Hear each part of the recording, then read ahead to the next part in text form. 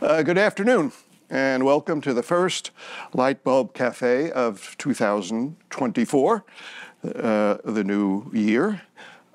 This year, as part of Penn Arts and Sciences, the Light Bulb Cafe takes the format of a virtual book group where we have faculty who have recently published significant books enter into conversation with other faculty. And I am glad to be in conversation today with Brent Siebel. I am Walter Licht, who right now retired is the Walter H. Annenberg Emeritus Professor of History. I will note too before we begin that the cafe is generously funded by Adolf and Felicia, the Adolf and Felicia Leon Fund, which supports Penn Arts and Sciences programming and lecture series. I'm welcoming this opportunity to talk to Brent, who is a recent addition to the history department, coming here in 2018, and in a very short time has made a mark in his teaching and scholarship. And I'm here to discuss his recently published book, Delusions of Progress, Business, Poverty, and Liberalism in the American Century. And I will note it's a University of Pennsylvania Press publication, so more applause to the University of Pennsylvania. Brent studies the intersections of lots of subjects, including recent U.S. political history and state building, urban history, political economy, capitalism, race and inequality, federalism, and business-state interaction. And it is those interactions between all those subjects that are really well done and well integrated in this book, and I recommend it for that.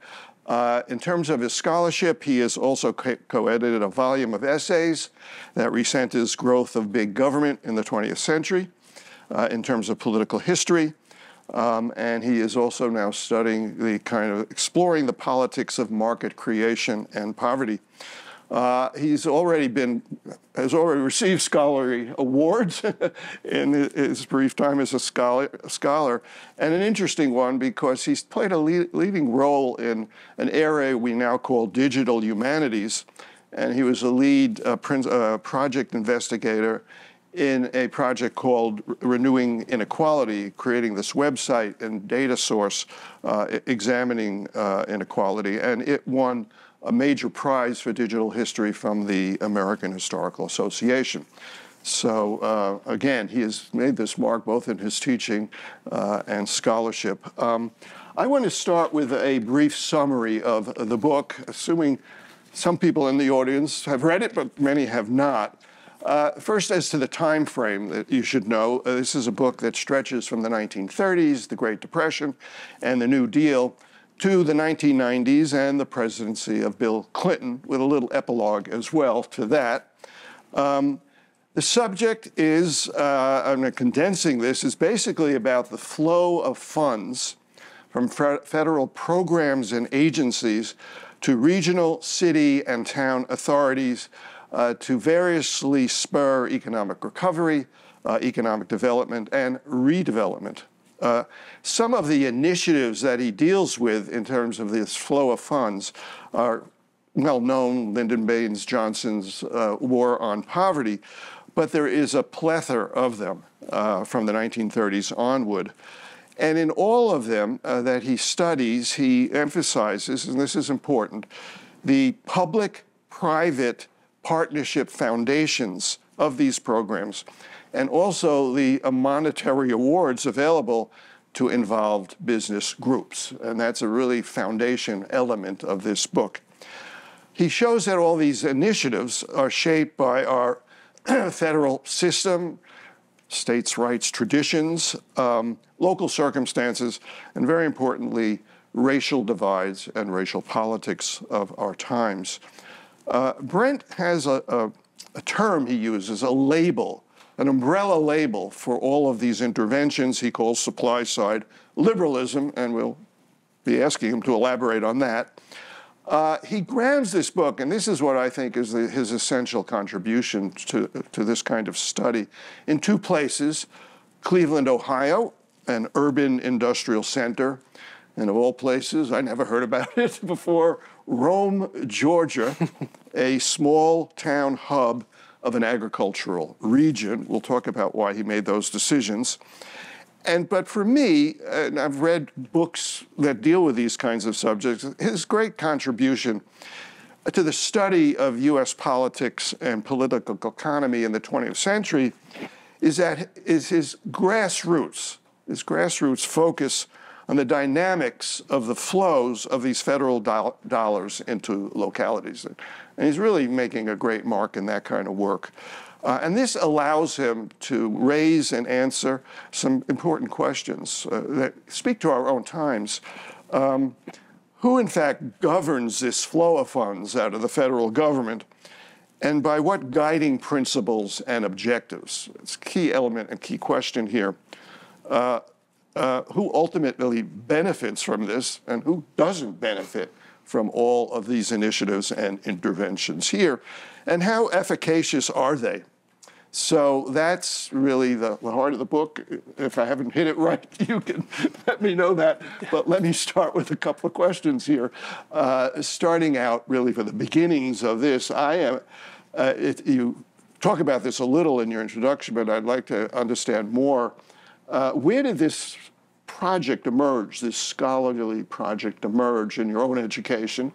Why and what spurred you to continue on it and fulfill it? That speaks to another issue in terms of the methodology. Cleveland is an obvious case study, this urban industrial center, but we also have Rome, Georgia. And how did that happen? I think I understand, but how did that happen, and why did you make that decision? And I think this is a good time to elaborate, since I just mentioned this term, this whole question, what does this term mean, supply-side liberalism? So I'll start there. Well, thank you, Walter, and thank you, those of you who are tuning in, and for inviting me to talk about this book. It's a real pleasure to be here. So the question of how did I come to this project is as much sort of biographical as it is sort of intellectual in terms of my training. I grew up in Cleveland, Ohio, in the 1990s, and I was a suburban white kid in the 1990s in Cleveland, which was, for those of you who remember this era or lived through it, was a period when Cleveland was the comeback city. I mean, the New York Times, the Wall Street Journal, Harvard Business School even did a case study of Cleveland's resurgence in the 1990s. And central to this recovery of the city was the public-private partnership model. These interested civic leaders, business elites who were taking the initiative to build new stadiums and towers, and the mayors during this period welcomed them in and sort of positioned them as the leaders of this rejuvenation. And as a suburban teenager, I was initially really excited about this. The stadiums were great. I was a sports fan, but as I kept thinking about it and returning to the city as I got a little bit older, it became increasingly clear to me that while the downtown core looked different and, we could call that resurgence, the city itself was continuing to bleed population. The schools were in receivership. There was a sort of constant specter of fiscal crisis. And so I got really interested in this question of recovery for whom, by whom, and what were the sort of the material stories here. And so by 2008, 2009, I decided that I was going to go to graduate school to study some of these questions. And that, of course, was immediately after the 2008 financial crisis, which then sees this major bailout of banks and financial institutions, which again seemed to be prioritizing business interests as a mode of recovery rather than regular people. And so those became sort of central intellectual questions, sort of the history of economic empowerment, of who the government's partners should be. And so the second part of your question then, and I'll get to Rome in a moment, the second part of the question has really to do with a moment in scholarship. When I got to graduate school in 2008, there was a wave of first generation of scholars studying conservatism in the United States as a sustained field of study. And many of the works coming out of that literature supposed that business didn't really like government. And they took the sort of anti-statist or free market rhetoric that they used essentially at face value. I'm being a little uncharitable to some of this literature, but it seemed a real problem to me that this literature wasn't taking seriously these periodic bailouts and partnerships between the state and businesses. And so as I got into my scholarly research, I was really interested in sort of charting that story. And I thought I was going to write a story about the 60s forward. And as I got into my archives of chambers of commerce in Cleveland first, what I discovered, in fact, was these partnerships really dated to the New Deal, and that the administration of Franklin Roosevelt relied on these local business people to determine what all of these public works programs that we associate with the New Deal, the Civilian Conservation Corps, the Works Progress Administration, the PWA, you name it, were being sponsored and often administered directly by local business people. And that was a total shock to me. And so I got very interested in what the nature of those relationships were. And so I started sort of essentially telling the story of federal liberal policy from the New Deal forward from the perspective of these local business people. How were they thinking about these national programs? And so that is really what became the dissertation that led to this book. To your question about Rome, Georgia, this is sort of inside baseball in a certain way for scholars, but scholars have often dealt with the problem of the South, right? Like, how do we think about the South in American politics? How do we think about the racial regimes of Jim Crow and segregation in the South versus other areas of the country? And the other trend that was happening when I was in graduate school was this rise of interest in suburbanization. And as part of that, scholars basically said that suburbanization was the same everywhere across the country, and that as a result of the politics that suburbanization produced, we're seeing a lessening of regional distinctiveness in terms of politics, in terms of racial empowerment, that sort of segregated suburbs are playing out nationally, not just in the South. And so that got me interested in, but none of those studies actually compared the regions. They were all either in the South or in the North. And so I said, you know what, I want to figure out if I can write a dissertation or a book that actually compares these two paradigmatic regions of American politics to see actually what's similar, what's distinctive. And so that set me out on this path to find a case study in the South. And what I discovered was that in Northwest Georgia, where I write about, there was a really organized group of business people who created a whole bunch of regional planning and development commissions that became a model for national liberals, the Johnson administration, the Kennedy administration, and more, in terms of how you can harness business people to administer federal programs, to solve things like poverty, to create infrastructure, to create new markets. And this looked very similar to me to what was going on in the North. And so I sort of set out to put these two areas, not together apples to apples, but looking at how the introduction of federal programs into these two very distinct regions shapes the development of these regions over time. And so that was really the inspiration for it. But why Rome? I thought it possibly had to do with Jimmy Carter. Well, so who has a role in that county. So Carter wasn't actually in the county, but so Jimmy Carter, long before he was even a state senator in Georgia, well before he was governor or president, he liked to say he was a peanut farmer. He was a peanut distributor, not much of a farmer, but he was very active in his local chamber of commerce. He was very active in local development politics, industrial development, agricultural development. And so he saw what the guys that I had discovered in Rome were doing and created his own version of these planning and development commissions, where he brought all these regional business people together to apply for and win federal subsidies across a whole range of economic development administration programs, and, as I go into in the book, in the war on poverty. And so Carter then becomes sort of a key avatar of this mode of local national public-private partnership, which I think really defines his politics in a sort of way that I hadn't seen written about. That rather than having big federal programs, what we can do is set aside some money and trust local elites to do what's in the best interest of their local communities. And that was really Carter's belief about his own politics, his own biography that he takes with him to both the governorship of Georgia and then nationally. Yeah. I'll just point out that this whole question of there are conservatives and there are parts of the country that is highly conservative. I always call them the former states of the Confederacy, basically, who resist federal controls and federal monies, all in the name of states' rights, but they have always accepted federal funds. For whatever needs they had in terms of, particularly in terms of economic recovery and stabilization. And you have these local civic leaders and others who have always been open to that.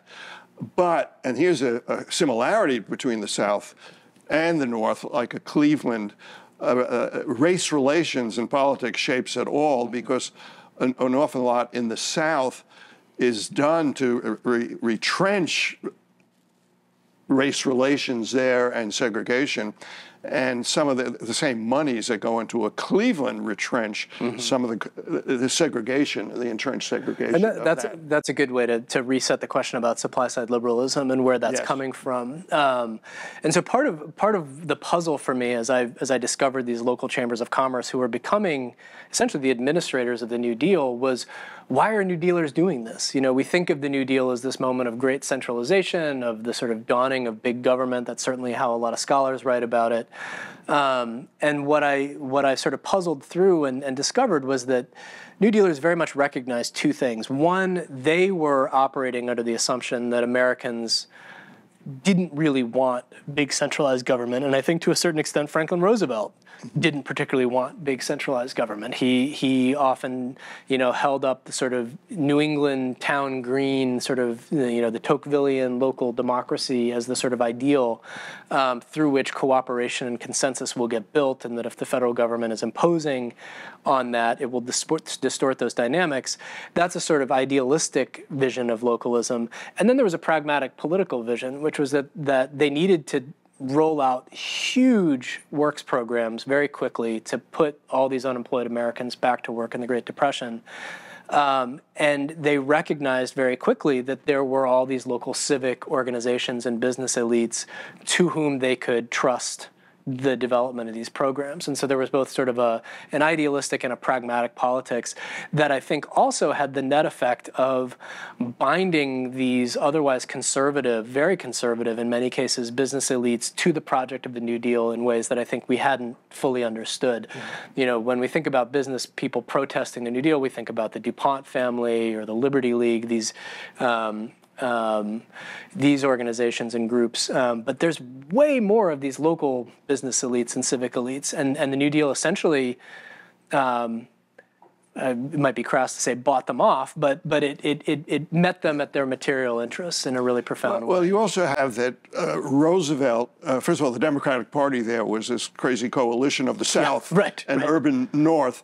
And he needed all those Southerners who were mostly defenders of the segregationist regime and the racial hierarchy that existed there. He needed their votes. And they wanted this money, but it was made sure that the funneling of those funds would not upset the racial and I would add class hierarchies that existed. And that was in the hands of these local elites. That's right. Yeah, and so where the idea of supply-side liberalism comes from is sort of the late New Deal. You have the Supreme Court has weighed in and has blocked Roosevelt in a whole bunch of different fronts. The Congress is becoming a little bit more conservative. And so the national New Dealers may have wanted to create nationalized systems of economic planning and industrial policy, which is back in the news these days. But what they recognize is that constitutionally, in terms of the court, and politically, that these things were probably going to be non-starters. And what they had were these local national partnerships that they recognized were stimulating economic growth at the local level. And so when I talk about supply-side liberalism, I do that in contrast to what we think of as supply-side conservatism, which is cutting taxes and cutting regulations on the assumption that economic growth will sort of magically follow in the wake of these tax cuts and regulatory cuts. It's largely never been the case that that has worked out quite right. Whereas supply-side liberalism uses the resources, the money of the state, and the economic interests of business people to create markets to which liberals then attach all sorts of social goods, social ideas about job creation, ideas about ameliorating inequality. And to your question about racial retrenchment, the reality was also often the opposite. And so very early on, what starts to happen in the New Deal is that these local chambers of commerce use federal public works to clear out neighborhoods of color, to create new real estate markets for white-collar office towers or residential developments. And because of the sort of blind spots that national elites have to these sort of racial inequalities, they tend to sort of double down on these policy relationships. And so what I mean by supply-side liberalism is essentially liberals working through the market, working through local business elites, working through the economy, through subsidies, to produce jobs, to produce tax revenues, to produce the promise of social equality, but very often by relying on business people rather than poor people or community groups themselves to administer these programs, they often end up undermining the very goals that the programs had set for themselves. And so that's the idea. I'd say this work is important in many ways. Didn't come as a surprise to me because of the research I've done, but when we learn about American politics, American structures, federalism, et cetera, states' rights, part of that story is never the story of, actually of the late 19th century, but certainly as of the New Deal and on, the number of local authorities, and that usually has the name, the local authorities that emerge, usually for the agency of these business leaders and civic leaders in these communities. Retailers are very involved, the local chambers of commerce, bankers, to bring in funds somehow or other, and then they get these federal companies to create these redevelopment authorities, and they're all over the map in rural places, and that's part of the structure of the federalism and the structure of funding that happens. And it's not something I learned, learning American politics, either in grade school or even in college, but when I started researching local communities who were dealing with enduring economic collapses, the immediate creations of these redevelopment authorities are so interesting, and they're part of the map of American politics. And Brent has provided us to understand that mapping. Well, that's one of the things that you often see is people saying, well, that's just local government. And part of what I'm trying to show here is that actually the federal government is decentralizing its powers through the local government. So it's not simply that you're dealing with local government. What you're dealing with is, and this is a wonky term, is an administrative state, is a federal state that's become decentralized. And the pivot of the book really is the war on poverty, during which time Lyndon Johnson creates the Community Action Programs, which was designed to empower precisely those citizens at the local level, African Americans, other communities of color, poor and working class people, white people in the South as well, to administer their own programs. There's a regulation that's put into this program that's called maximum feasible participation. It seeks maximum feasible participation of the poor in administering these programs. And this was a really radical development. I think in our contemporary eye, the idea that a group of poor people, say in West Philadelphia, could bypass local government, could bypass the state government and apply directly to the federal government to create their own community services center, to create their own business development outpost, is really radical. And it was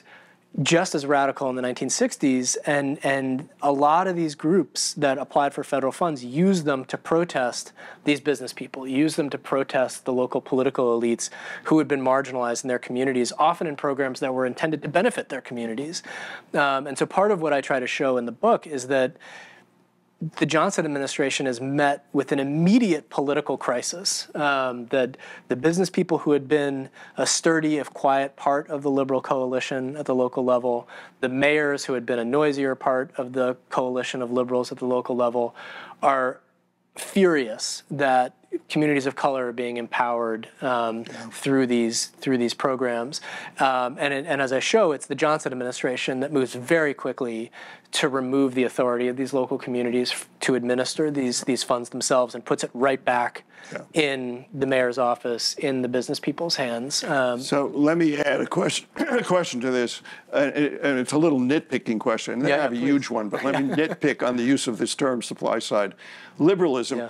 But I do want to draw this piece of history when Brent is dealing with the 1960s with this another spasm of these efforts to fund redevelopment, throughout these authorities that exist here, where Johnson takes this position about its governance.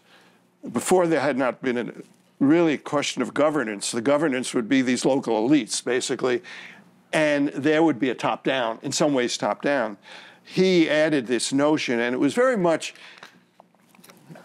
I'm a kid of the 1960 protest movements, very much part of community control initiatives and protest movements, participatory democracy. I was very active in the Students for Democratic Society, and that was our mantra, community control and participatory democracy.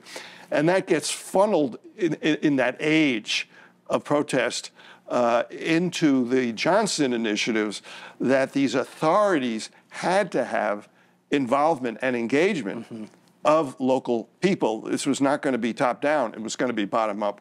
And I actually was hired by one of those. And you could immediately see the local resistance by the elites, whether it was the mayor or not, and everybody had to backtrack.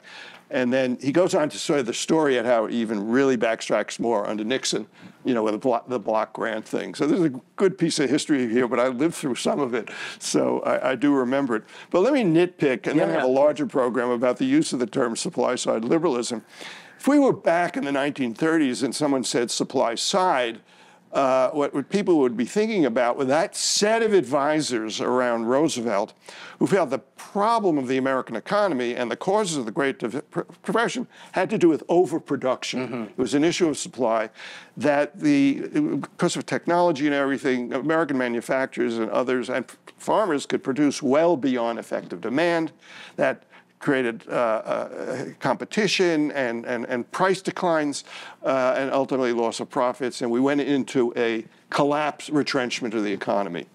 And their answer was to quell that overproduction and create quotas of production and sustain employment by doing that.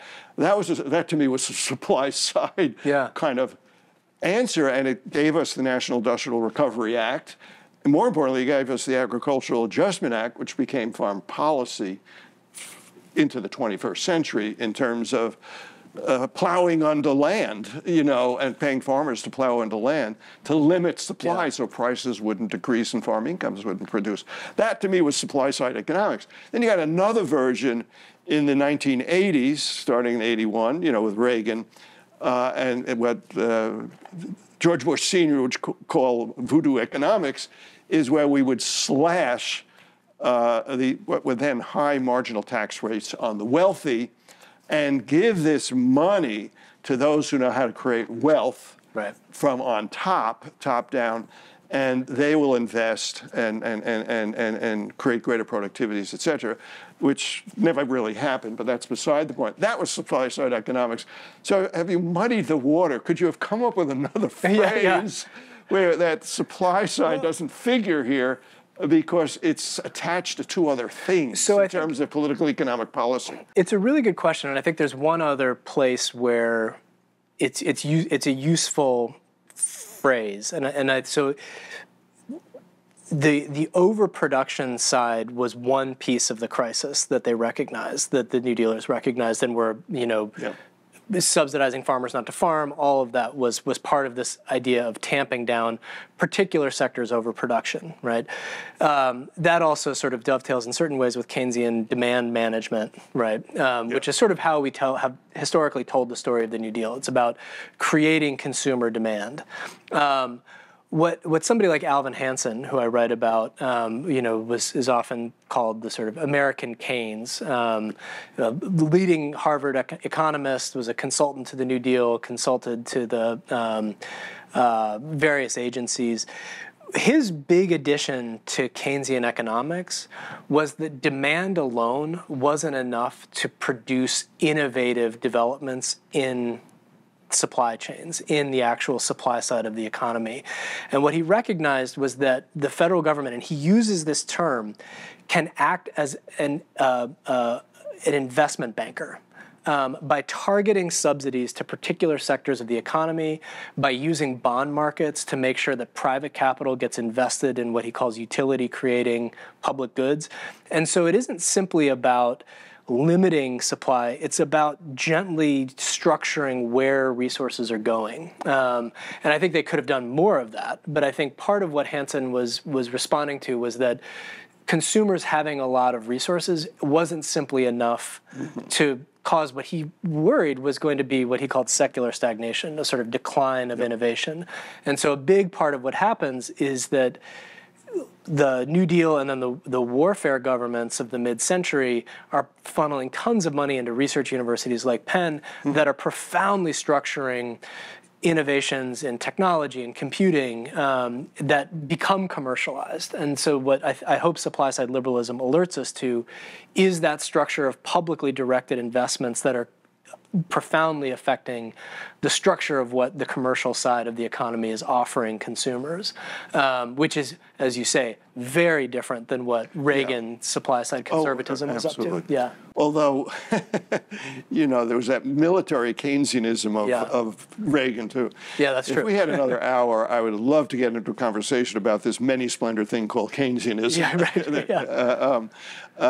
But I know about Hansen and the whole question. Well, Keynes had that double part, that there had to be spur aggregate demand, which both was purchasing power of consumers as well as investment. And he went to the investment side rather than to the purchasing That's side. right. Okay. Yeah. Huge question here. I think we have time for this. But again, I didn't have a substitute phrase. But I wanted to nitpick with you on supply side. Well, it is a provocation. Yeah. But it's been interesting to see that people like Ezra Klein and others have sort of, they didn't get it from me, but sort of converged upon this idea. I know. Anyway, I want to get to a bigger question about public-private partnerships. It goes under other names. Some people call it mixed government. And if you're on the left, kind of have given the term political capitalism to that whatsoever. When in human history hasn't there not been public-private partnerships? Now, I'm not going to go back to the pharaohs and Mesopotamia or stuff like that, but I'll start later, like in the 1500s, we have mercantilism, this extraordinary collaboration between favored mercantile groups and rising sovereigns to build the wealth of nations, and through colonizing most of the world here. That is a public-private enterprise. I go to the United States in the 19th century, and this is before the federal government really has a place here. At the local municipal level, you have the mercantile groups pressuring their local governments to charter canals and railroads. And these are mercantile and the mercantile groups are the very ones who chartered the cities themselves. Correct. And this is the commercial elites with the bankers who help. And they get all these charters in which the states and some municipalities have a stakehold because they buy some of the securities of these. And that's a public partnership. You go on, interestingly for me, because I've been recently writing about the long history of public partnerships and militarization of economies, where, originally, it's interesting, both the Army and the Navy had their own arsenals and shipyards for production. But as of the 1880s, particularly the Army, they begin reaching enormous contracts with the likes of Bethlehem Steel and others to use that military expenditures into the private corporations to build, not only create armor and other things, but actually to build battleships itself. Then, when you get the coming of airplanes and air warfare, it's entirely a public-private thing, because the Air Force, what was the Air Force back then when it begins, does not build manufactories. It doesn't have Army arsenals. It doesn't have naval shipyards. It's entirely monies to private enterprise here. And the first one to get the biggest thing is Boeing, and puts Boeing on the map here. I can go on and on and on, where in my research on the collapse of the anthracite region, you're getting all of this kind of creation of local authorities to help stabilize the economies here by these mercantile groups here. And they raise monies, and the state governments add to it, and later federal governments add to these local authorities here. So I'm not sure when there wasn't public-private partnerships. I totally agree, and so part of the, I did have a handful of mentors and people who read the project suggest that I go back further. But I think one of the things that is why the New Deal is important, it's not that public-private partnerships are new. It's two things are happening that are really significant in the New Deal. One, they are durably getting tied into national forms of political development and state building and policy in a way that had been episodic and strategic or targeted, land grants for railroads, one-off, right? But these are getting folded into the actual workings of federal policy. So that's one piece of it. The other piece of it that I think is really important, and this is, all the debates around neoliberalism in the post-70s era, is that, if you'd asked a business person in the 1890s what their purpose was, right? They might talk a big game about civic obligations, and they would fund philanthropies and things like that, but they wouldn't misunderstand their business as a social program. Something happens after the 1960s and 70s where business people begin to frame the fact of business itself as a social good. And I think that itself is a product of these federal, local, public-private partnerships. The attachment of social progress to business growth in terms of ameliorating poverty, in terms of funding schools, in terms of healthcare delivery, these types of things all owe a great debt to these public-private, federal, local partnerships that are created in the New Deal. And I do think the attachment of social goods to business as a conceptual matter is something that's new in the 20th century United States. The idea of social rights being delivered somehow by business as opposed to just a philanthropy or some other sector. And so that was one of the big puzzles for me. And as I get back, looping back to the beginning of the conversation, all these business people who are standing there at ribbon cuttings for stadiums talking about how this is going to save a city. That's something new under the sun. And that was what I was trying to sort of puzzle through. And the idea that we wouldn't need to create an alternative public program to do those types of things. I'm not going to nitpick now, because I'm going back in history where I see those civic leaders presenting themselves as civically minded, civically engaged. But I think the intervention here, and here I agree with you, is the orchestration from the of federal government and federal funding.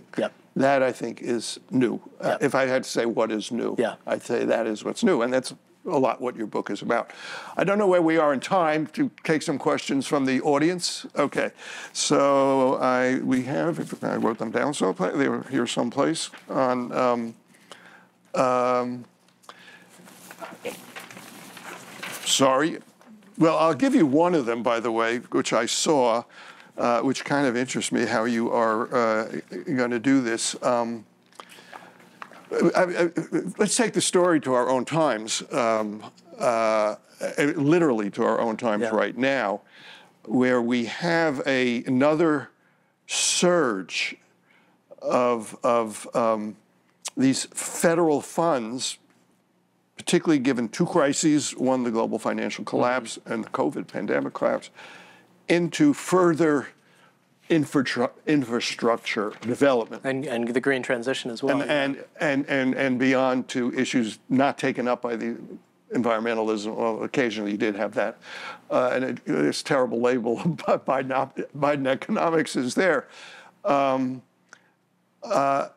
Is this more of the same, or are you seeing something a little different this time around? It's a great question. And so as any historian would say, I do see certain continuities, and I do see some things that are remarkably different. Okay.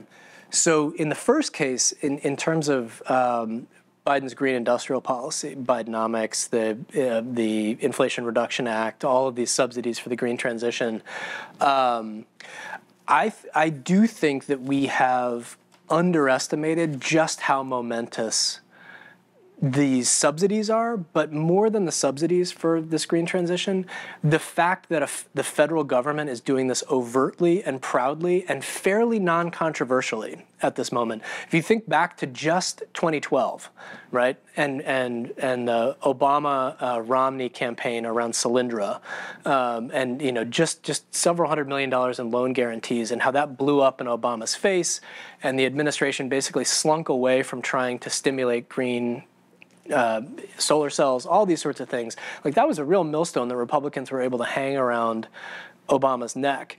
Just, a decade or so later, you have Republican governors celebrating green battery plants opening, green car manufacturers opening, and that is a remarkable change.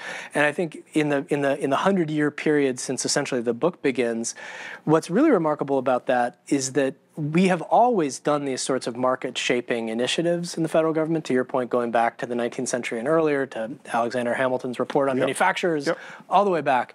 But in the 20th century, we tended to say that, well, we're shaping these market developments, but it's because of the Cold War. It's because we would hide behind these, more politically acceptable fig leaves of the military, of national defense.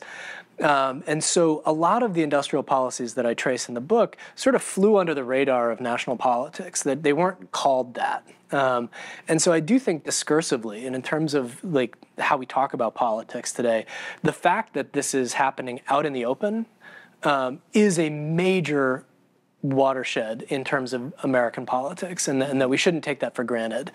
In terms of the deeper continuities, I do think that there are certain of the same sorts of risks that we've seen in terms of public-private partnerships maybe entrenching certain inequalities. There haven't been, the administration has put regulations in demanding prevailing wages be paid to workers, but they haven't asked that these shops be unionized. In similar ways, they've decentralized a lot of the administration of programs designed to, make people's homes green. The CHIPS Act is designed to help people get jobs in semiconductor manufacturing, but all of that work to train people is being carried out locally and is very cumbersome. And so it's very difficult for people to see how these programs are benefiting them. And when the New Deal recognized that these programs weren't benefiting people or weren't meeting the needs, so the PWA, the Public Works Administration, didn't take as many people off the relief rolls as quickly as Roosevelt would have liked, in part because it was relying on private sector actors to do the hiring. They created the WPA to step in and do a lot of that work. And so my hope is that the Biden administration will figure out a way not only to get the policy right in terms of the green transition, but to do it in a way that affects regular people's lives in ways that are really visible as well. Okay. One more question we have time for. This you're going to have to be short here. I can imagine, and it's part of a little question I see here, a cynical view of this. Well, you can have many cynical views of this. of some political scientists. Absent from your book, not entirely, is you've got from the way top some advisors to presidents conceiving these things, the Alvin Hansens of the world. And then at your bottom, you've got all these civic people who are rising to grab this money and building infrastructure and things for the better good, supposedly, and not engaging, not allowing too much participation of the people on the ground. What's missing here is Congress in your whole story here. And I was thinking about the cynic who just goes, this is all pork barrel legislation, and that's all it's been. It's been there in American politics and other countries' politics. And you've got a lot of hypocrisy here of hands-off federal government. We weren't for states' rights. We want all that money. And these congressmen are heads of appropriation committees. They get it. They get lobbied by all sorts. It's not only that they get lobbied by the local civic leaders, they're getting lobbied by industry, the construction industry who wants this stuff, the petroleum industry who wants the highways, the automobile industries who want cars rather than urban transportation. It's all pork barrel politics. Right, and I think that's exactly right. But I think the thing, and this goes back to this question about what's different here, is there's an effort by liberals since the New Deal to turn that hulking ship of pork barrel politics in more progressive directions, right? Okay. And can they attach that to things that are going to make lives better for regular people? Yeah. And I think there's something to be commended for that effort, but I think it's not without its pitfalls as well. Yeah, yeah. Brent, it's an incredible accomplishment. I'm really happy to participate in this conversation. Thank you, Walter. Thank you.